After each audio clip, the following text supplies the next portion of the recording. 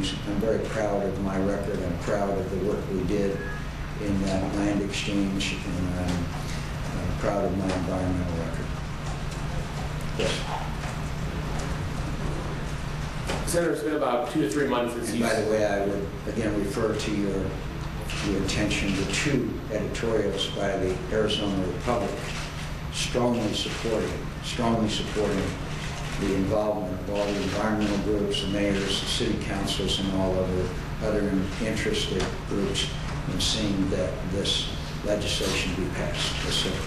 You've been campaigning independently while the Democrats have been fighting it out for about 2 to 3 months, but it looks like they're close to or on the verge of having a nominee in Barack Obama. Wanted to know, are you ready for the beginning of the general election campaign? Oh, I'm ready.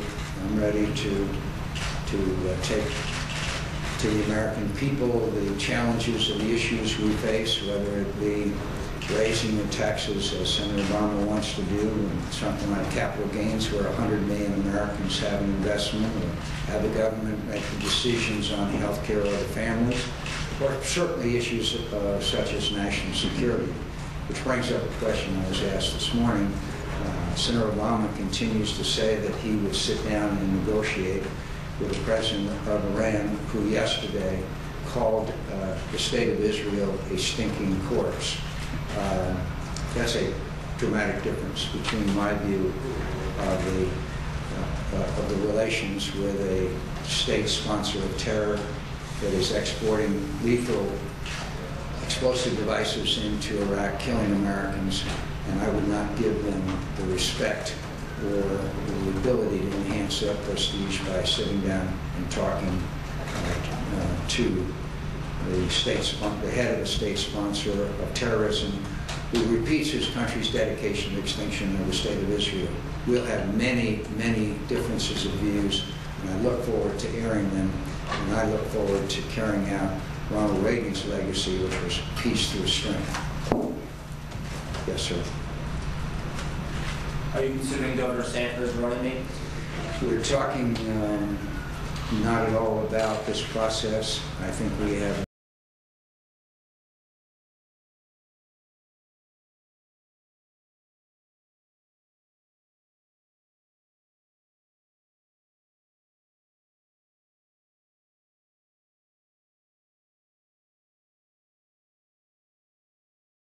pick who did not support you in the campaign?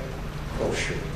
I think it's important. Your first priority is someone who shares your philosophies, your priorities, and your principles, and also your priorities. Absolutely. Yes. Any more? Yes. Do you plan on returning to South Carolina or Columbia between now and Election Day? Yes, I do. And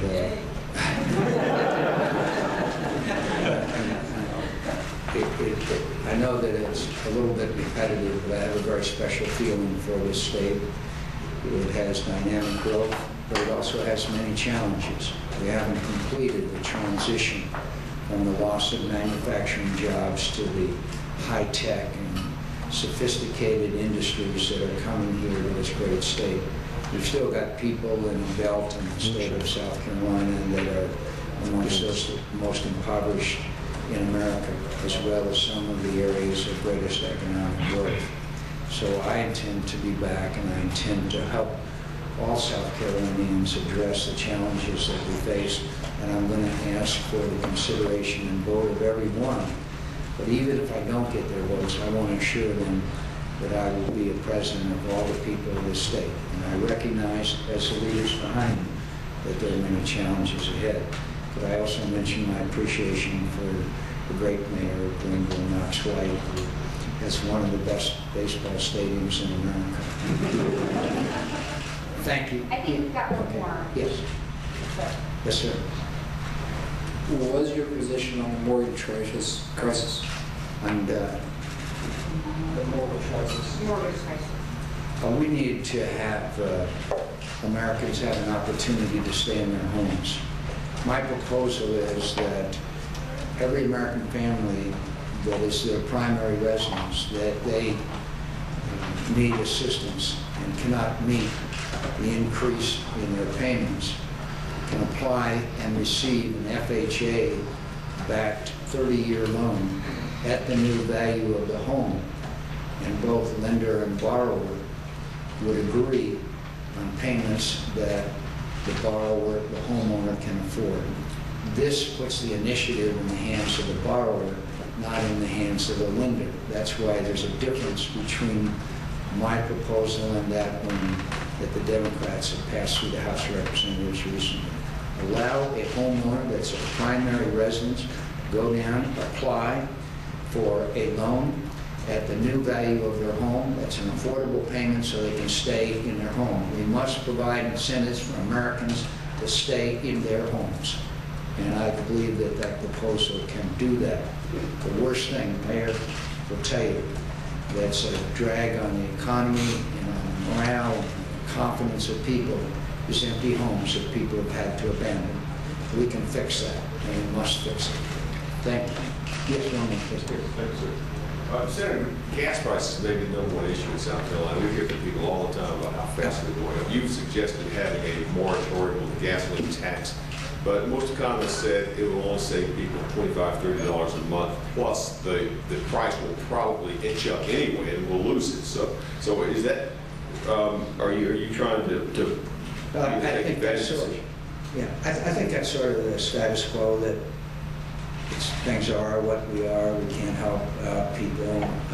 Sort of the attitude that I think is not helpful to improving the lives of people in this country. It's a fact that the lowest income Americans are the ones that are most hit by the increase and affected by the increase in the price of gasoline. They drive the furthest, and they drive the oldest automobiles that consume the larger amounts of gas. Obviously, I want to give them a little break. I want to give them, in our nation's capital, the wealthiest, some of the wealthiest people I know can literally walk to work. They live in Georgetown. The people that are the low-income people, some of them drive 40 and 50 miles. This doesn't solve our challenge of independence on foreign oil. We must do that. I have an action plan for that, and we'll be talking about that all the time. But can't we, between Memorial Day and Labor Day, just give low-income Americans an 18-cent a gallon, 18.5 cents a gallon break on gasoline and 24-cent break on diesel fuel? Can't we just, maybe they can buy school supplies for their children. Maybe they can have a night out, something like that. Instead, those who drive the least say, oh no, you can't do it. Well, we can do it, and they deserve a break. And I think they deserve a break, and it's very interesting to me that the majority of Americans say, yeah, I'd like to have that break. And so I guess I can find an economist who agrees with me, but you know, I've forgotten who was it said, if you took all the economists in the world and put them end to end, you wouldn't reach a conclusion. Thanks very much. Thank you.